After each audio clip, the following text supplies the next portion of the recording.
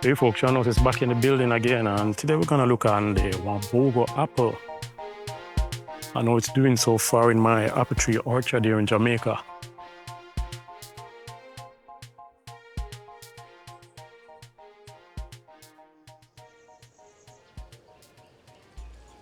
This tree was grafted in 2022, one of my first ever grafts.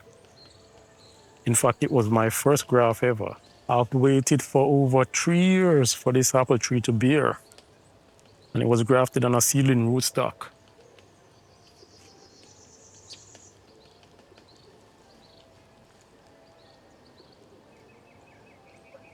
So far, based on my observations, these apples are coming on very nice. Not as large, but these two ones are coming on very nice. One thing I've noticed about the Wambugu apple is that a lot of the blossoms tend to get aborted. I don't know if it's an issue with that specific variety. I've noticed that all my Wambugu apple trees, when I try to cross-pollinate them, most of the blossoms tend to abort. Even when I try and cross it with other different varieties.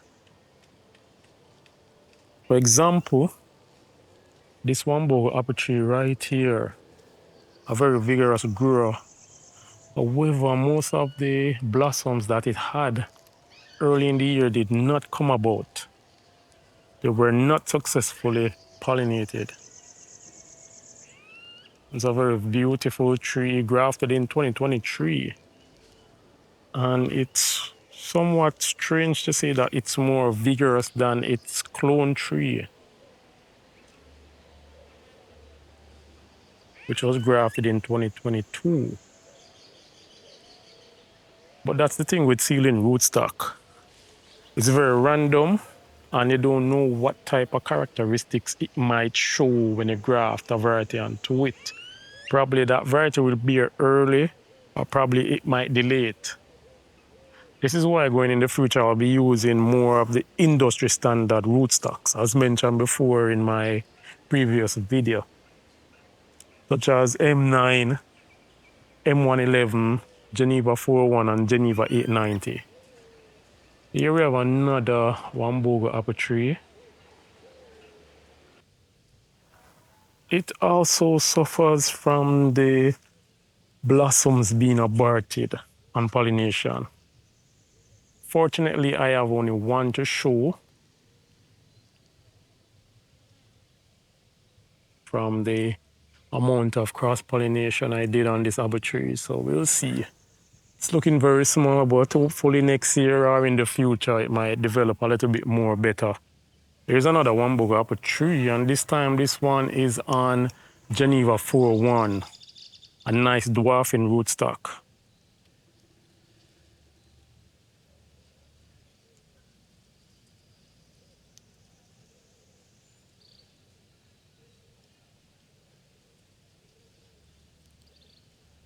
It's coming on a lot fine compared to the seedling rootstocks. It's just as vigorous. The only thing, it's kind of growing somewhat slim, but that is the characteristics of Geneva 401. Very tall and slender, and in the years it will develop a nice thick circumference on the bark. But it gives a lot of growth. And the branches are well more behaved compared to seedling rootstocks. We have a lot more lateral branches compared to the seedling rootstocks, where the branches tend to want to go upward, more bushy, which is a typical trait of the Wambugu apple. It's a very bushy apple tree, but I see that the rootstock can actually control that nature, and proper training can actually control that nature of the Wambugu apple. I tend to like the tall spindle or the modified central leader or central leader training style of apple trees. I'm not such a big fan of the bushy type.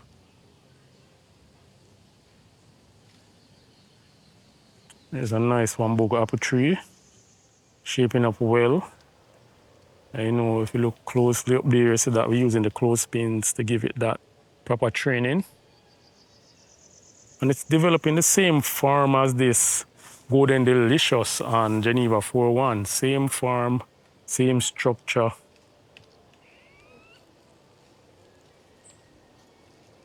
Bear in mind, when you're grafting on Geneva 401, you should use the cleft graft or modify cleft graft, or actually whip and tongue. When you use a chip budding method, it's a little bit more risky because the graft union and those rootstocks are very fragile and very brittle and can easily break. Additionally, the thing with the Geneva 401 rootstocks, you have to stake them, or else they're gonna easily be blown over by the wind or fruit load.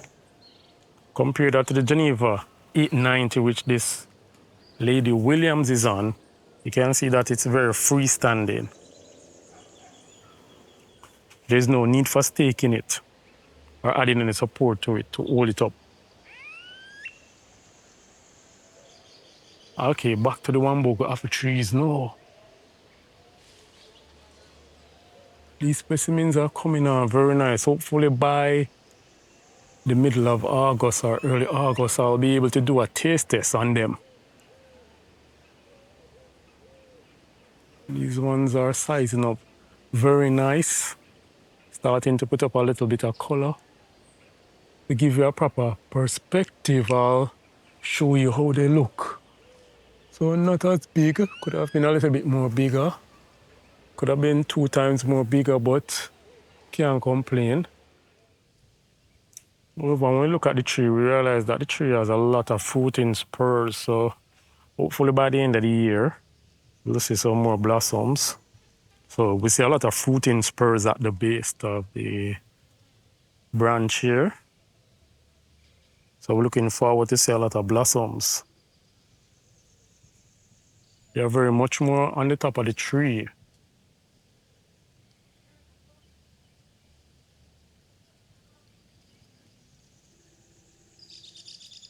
This Wambugu apple tree has a lot of fruiting spurs too also, especially at the top.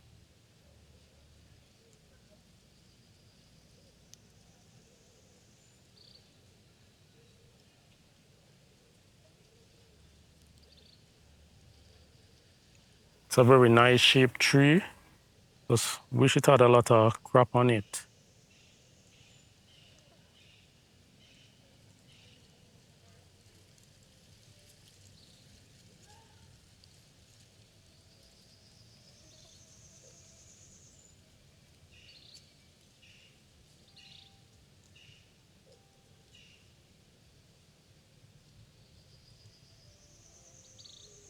An observation, we see that this other Wambugu apple tree has a blossom coming in right there.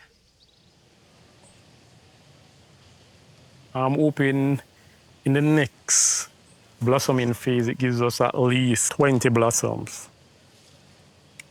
Based on the tree structure.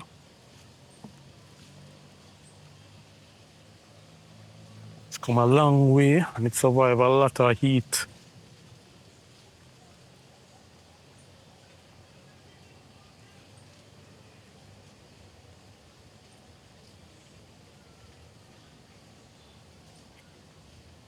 There's another Wambugu apple tree again too. This one I'm doing as an open center.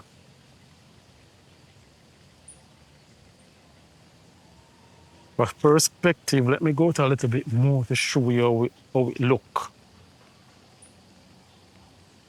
This is it.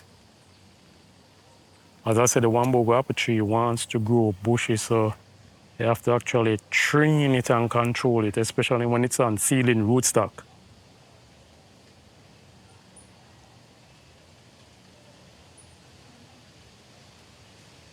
We're seeing a lot of fruiting spurs too also on this tree.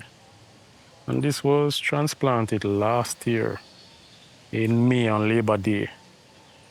So overall, this tree is approximately 2 years old.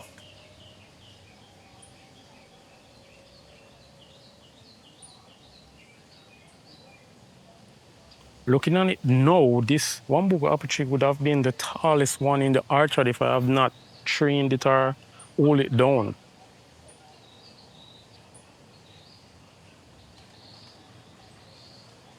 All right, so this is just a quick inspection of my Wambugu apple trees, especially the ones with these apple fruits. So as I said before, hopefully by the middle of August, I'll be tasting these and giving my review and judgment on whether or not I'm going to be growing more of these Wambugu apple trees. They're coming on very nice. And as mentioned before, if you made it this far in the video, please remember to like, share, and subscribe. It really helps a lot with the channel.